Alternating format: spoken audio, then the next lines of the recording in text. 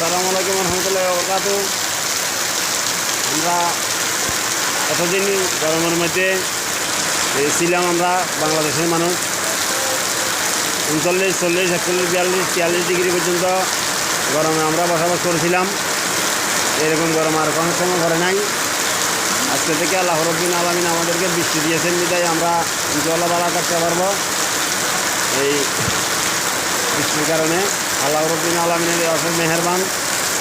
এই যদি আর কয়েকদিন এইভাবে যদি গরম থাকলে বাংলাদেশের মানুষের অনেক ক্ষতি হইতো।